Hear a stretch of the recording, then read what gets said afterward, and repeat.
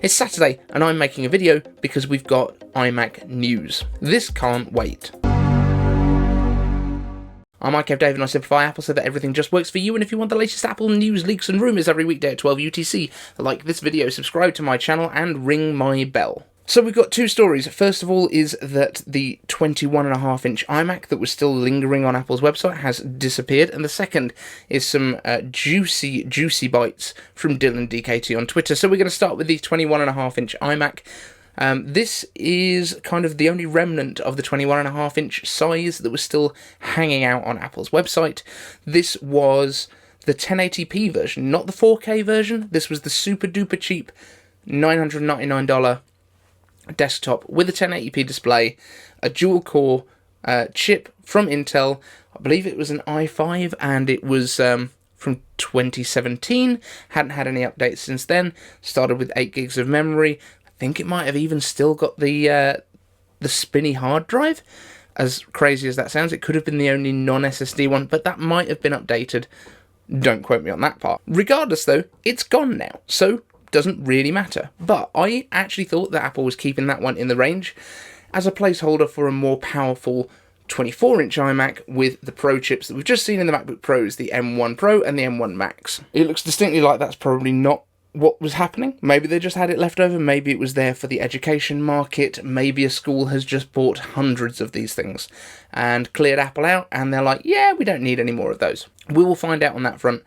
I still kind of think that the 24-inch has got enough headroom to have those more powerful chips in it, but we will see. But the much more exciting news is that Dylan DKT has tweeted about the iMac Brackets Pro. He's obviously not sure on whether it's going to be called Pro or not, and that's absolutely fine. The name is not important. What is important is the specs that he's quoting here, and it pretty much looks like a desktop version of the MacBook Pros that we've just had launched. So we get ProMotion and mini LED displays. We get a base model with 16 gigabytes of unified memory and 512 gigabytes of storage. We get M1 Pro and M1 Max. We get dark bezels, which I know a lot of people are going to be very, very pleased to hear.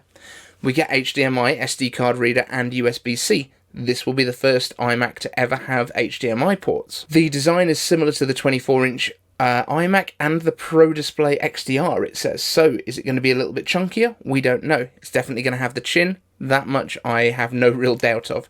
Starting price at or over $2,000. My guess is we would start at $19.99 and then potentially go up from there. That makes absolute sense. That way you could have your pricing aligned, $2,000 for the starting model, and then your pricing going up from there with the Max chip, with more unified memory, and with more storage. That makes just basic sense. It says Ethernet on the power brick will be a standard, and that Face ID was tested but not confirmed to be going in, and he even gives first half of 2022 as the launch date. He also says, let's go through the tweet thread because there's actually quite a bit here to break down. You guys noticed how iMac 24-inch features the same M1 as the MacBook Air and MacBook Pro 13. Same reasoning being applied to this Pro iMac.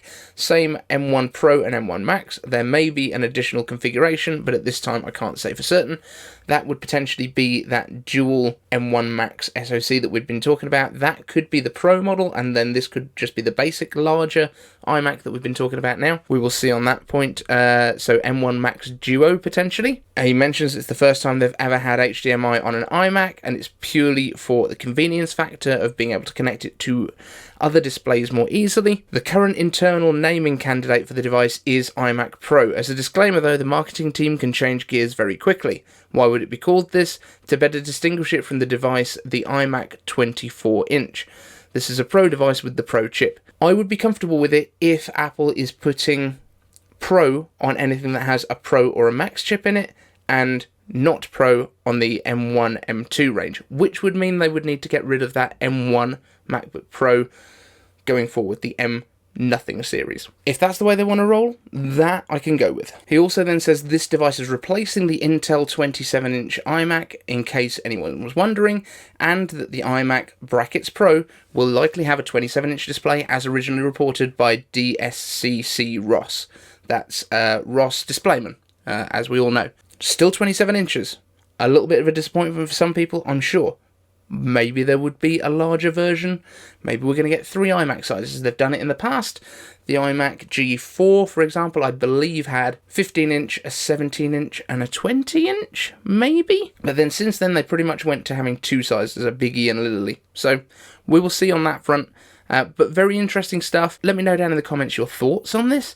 I, for one, think just give us the iMac as soon as possible. He's saying first half of 2021. That would be basically up to June, which is WWDC. Although my expectation would be hopefully that it would come at a spring event, very much like we saw spring loaded this year with the Biggie iMacs. That would be so good. And if we can get that MacBook Air with M2 by then as well, that would be awesome. Plans to talk about the M2 MacBook Airs as well on Monday's show, so make sure you tune in for that. If you've not subbed yet, sub right here. And if you want to see my new desk setup, just click that one right there.